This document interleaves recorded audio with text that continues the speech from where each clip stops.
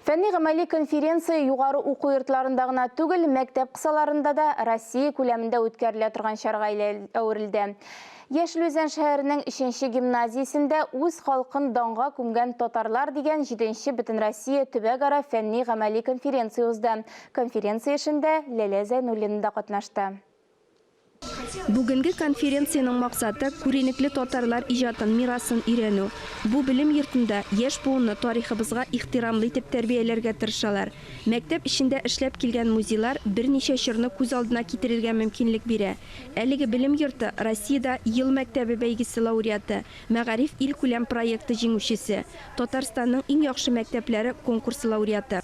Бүгенге конференцияда без бүген беренче секцияда эшләдек. Монда безнең балалар үзләре язган шигырьләр белән һәм үземнең туганым белән горурланам дигән без менә шундый чыгышлар ишеттек. Бигрәк тә балалар үзләренең менә туганнары арасыннан шундый тикшеренү эшләре алып барып, менә алар бүгенге конференцияда чыгыш ясады, бик сокландык. Быелгы конференцияга укучылардан 200 иҗади хезмәт тәкъдим ителгән. Эшләр читтән торып та бәяләнгән. Катнашучыларның географиясе ел сайын киңәя. Пенза, Пермь, Түбән Тагил шәһәрләреннән, Чуваш республикасыннан, Удмуртиядан, Саха-Якутия республикасыннан, Казанның Адымнар күптелле мәктәбеннән укучылар һәм педагоглар бар.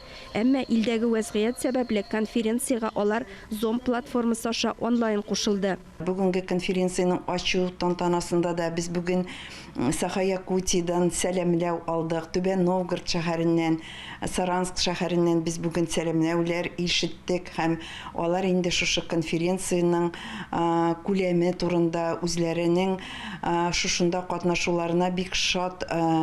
Монда безнең татар теле, рус теле, тарих укытучылары катнаша. Без үзебез дә бик сокланабыз. Менә шушы конференцияны зур күләмдә уздырганда безнең катнашучылар елдан ел зур бәя бирүләренә безнең иң беренче булышчыбыз конференцияларны оештыруда безнең инде Мәгариф һәм фән институтының милли мәгариф бүлеге. Без берлектә менә шушы конференцияларны бергә оештырып уздырабыз. Яшел-Үзән районы мәктәпләреннән берничә ел рәттән катнашучылар да бар. Мин үзебезнең мәктәп ничек төзелгәнен ачыкладым. Ул мәктәптә барлыгы 442 укучы була. Ул бу мәктәпне 1934 елда салдыра. Анда бик күп шәхесләр укыган була. Һәр нигезнең, һәр авылның, һәр каланың үткәне бар.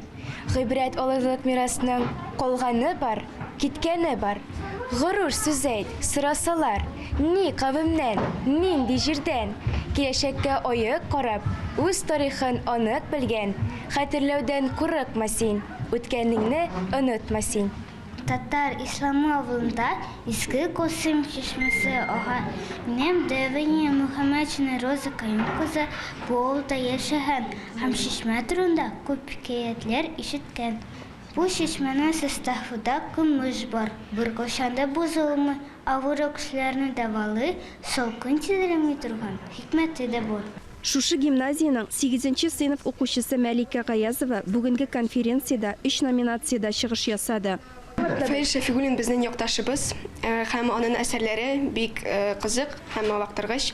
Мин аның әсәрләрне укып, аның турында сөйләргә булдым. Сөйләсәм үз телем, яшәсәм үз илем. Татарлык канымда, ул минем җанымда. Укучыларның чыгышларын Казан Федераль университеты галимнәре, аспирантлар, иҗтимагый оешма вәкилләре бәяләде. Чыгыш ясаучыларга дипломнар һәм истәлекле бүләкләр тапшырылды. Ләлә Зәйнуллина, Таһир Хәсәнов, Татарстан яңалыклары.